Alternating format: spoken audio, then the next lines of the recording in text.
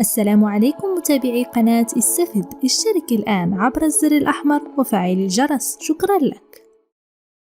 اقضي على السعال مع شراب الثوم والبصل.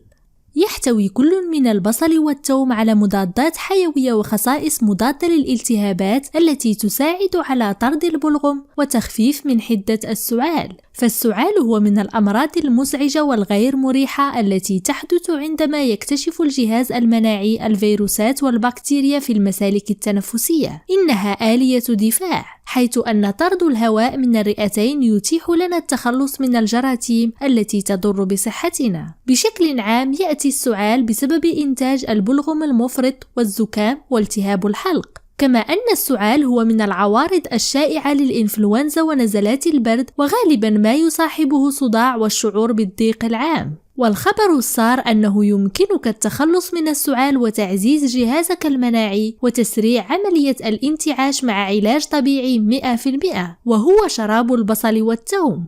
شراب البصل والثوم هو علاج قديم له خصائص مضادات حيوية، عند تناوله يمكنك التخلص من شدة السعال. تركيزه العالي من العوامل المضادة للالتهابات ومضاد للفيروسات يجعله فعال لتطهير المسالك التنفسية خلال نزلات البرد والإنفلونزا. كل من البصل والثوم غني في مادة تعرف باسم الأليسين التي تعطي آثار طبية قوية جدا. فوائد البصل لمكافحة السعال: البصل هو من الخضروات الأكثر استخداما في فن الطهي، هذا ليس فقط بسبب نكهته التي يضيفها للأطباق، ولكن أيضا بسبب قيمته الغذائية العالية المفيدة للصحة. البصل هو مصدر هام للفيتامينات والمعادن ومضادات الأكسدة، يساعد على تقوية جهاز المناعة وإزالة السموم من الجسم. بالإضافة إلى ذلك مركبات الكبريت الموجودة في البصل هي عبارة عن مضادات حيوية قوية ومضادة للالتهابات، مما يجعلها مثالية لعلاج الأمراض الناجمة عن الفيروسات والبكتيريا وفعالة في علاج السعال وطرد البلغم.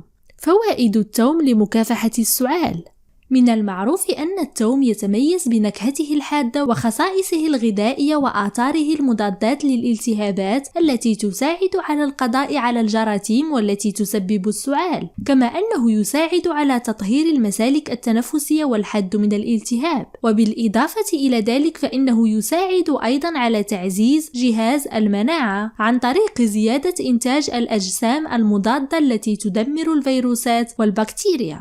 كيفية إعداد شراب البصل والثوم؟